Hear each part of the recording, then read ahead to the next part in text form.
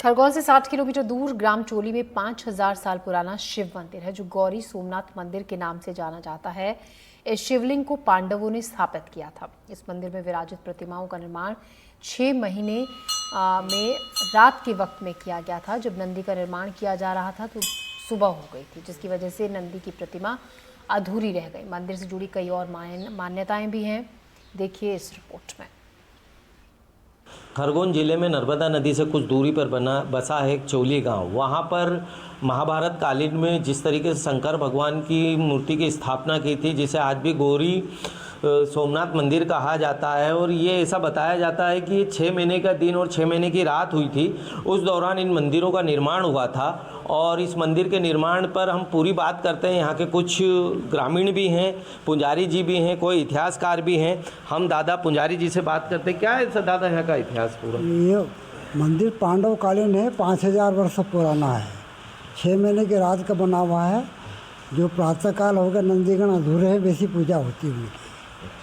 और रास मंडल है, कृष्णाबाई होलकर ने 9वीं 10वीं शताब्दी में इसका जीर्णोद्धार किया था। अच्छा, 1200 वर्षीय पुराना रास मंडल है।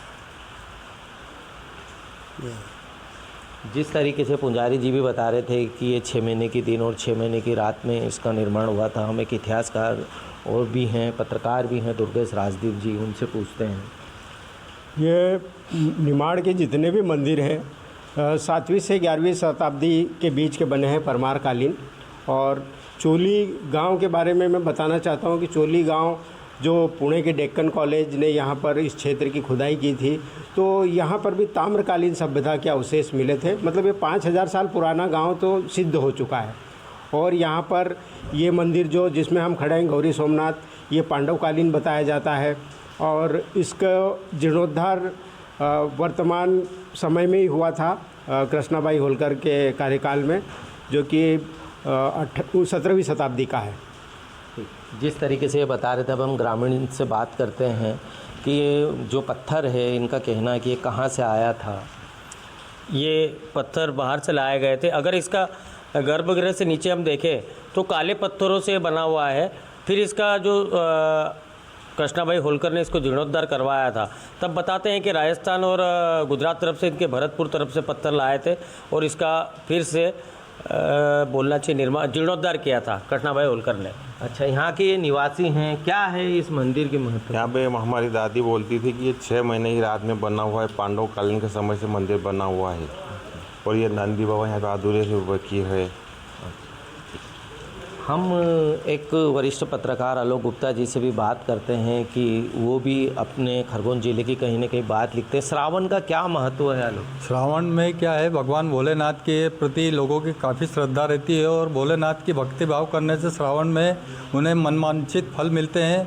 और इसको लेकर सभी श्रावण मास में सुबह 5 बजे से लेकर रात्रि 10 बजे तक भगवान शंकर के शिवालयों में कहीं ना कहीं श्रद्धालुओं की बड़ी भीड़ लगी हुई रहती है और श्रावण में पूजा करने से उनको अधिक लाभ मिलता है। जिस तरीके से ये आलोक जी भी बता रहे थे, सारे लोगों ने बताया, पुजारी जी ने बताया, सबसे बड़ी बात ये है कि इस मूर्ति पर पानी चढ़ाने के लिए एक सीढ़ी से होकर गुजरना पड़ता है। आप देख सकते हैं कि इन सीढ़ियों पर चढ़कर ऊपर जाना पड़ता है और सीढ़ियों से ऊपर भगवान भोले को पानी चढ़ाया जाता है, क्योंकि ये भगवान की जो मूर्ति है इसकी हाइट बहुत लंबी है, लगभग 9 से 10 फुट है।